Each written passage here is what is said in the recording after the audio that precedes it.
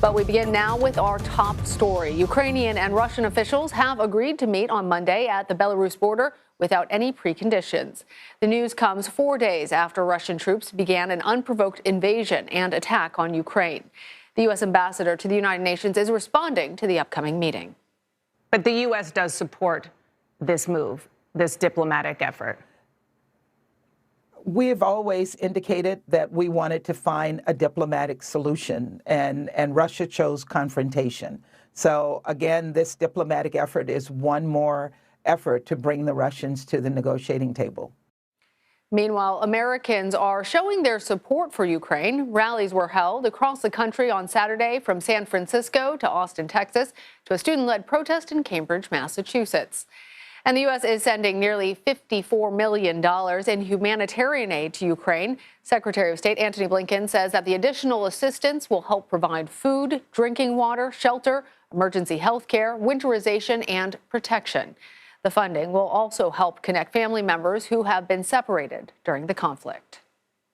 Joining me now is CBS News correspondent Christina Ruffini, who's been covering Ukrainian refugees fleeing the conflict into Poland. Christina, an estimated 350,000 people have fled Ukraine. Tell us about your experience crossing the border and the refugees that you've encountered along the way. What has changed for them in the past few days? Yeah, today for the first time we were able to cross the border from the Poland side onto the Ukrainian side. And that's been really difficult to do for a couple reasons. One is it's just been so incredibly crowded. But today we were able to make our way across. And what happens is you walk up and it's fairly easy. It's not crowded. You can go through because that's not the direction traffic is flowing. And as soon as we opened the gate from Poland into Ukraine, there's a heavy metal door that we pushed open. It was just a wall of people. There was a tape line on the ground and they were standing in rows and rows and rows and rows behind that tape line, waiting to come through, waiting for their passports to be stamped. We talked to women with children who said they'd been there for 4 hours in the cold. We talked to a young teenager, I think she was maybe 14, who was there with her brother, who was 11. They said their dad had dropped them off 11 kilometers from the border. That was as close as he could get them. And they had walked all night to get to that border crossing, hoping that they could meet their mom on the other side. The thing that struck me about the refugees is, I haven't seen a lot of crying. There hasn't been a lot of moaning. They just look exhausted and very, very determined to get to wherever they're going, right? To get through the border, to get to the next step, to get on buses, which are finally starting to show up. Today there was a bus that was actually, it had come from the Netherlands, and it was a commercial bus. And we talked to the driver, and he said he had taken ticketed passengers, regular ticketed passengers from the Netherlands down here to Poland. And then after he dropped them off on his own initiative, he said he drove to the border and volunteered to help courier refugees back. And he said, "Don't tell my boss." But when we got there, he was filling the plane with the bus with women and children and taking them out to receiving points and refugee stops along the way. And that's the kind of solidarity we've seen all week here. Christina, I'm wondering what you can tell us about these just agreed upon talks between Russia and Ukraine.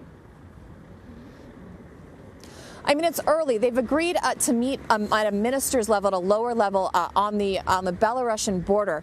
President Zelensky in a video today said, look, he doesn't hold out much hope that there's going to be progress in these talks, but he's open to anything and he's willing to go. He did say, however, while his minister or official is up at the border negotiating, he will remain in Kyiv, the government will remain in Kyiv, and that's something we've seen from him because there's been Russian disinformation, there's been propaganda saying that he's fled the country, that he and his family have fled the country, and he's gone out and filmed these little selfie videos with his cabinet members of all of them standing there in these, these green sweatshirts. They look kind of military, saying, "We are here, your government is here, the people are here, your ministers are here, and we're going to continue to fight for our country."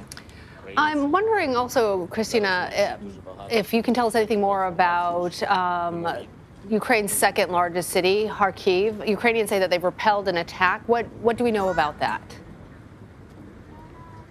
We haven't seen anyone coming over from that area here, so I know what you know, just what we've seen on social media. But I can say we've seen a lot of young Ukrainian men coming from all over places in Europe. I was told there was one guy from Spain. I was told there were people from France. Ukrainians coming back here to Poland to cross over, to go back into Ukraine to fight. There is a fierce sense of resistance among the Ukrainians we've talked to, so I don't doubt that no matter what's happening, they're going to put up as much of a fight as possible, even in the face of this behemoth Russian army.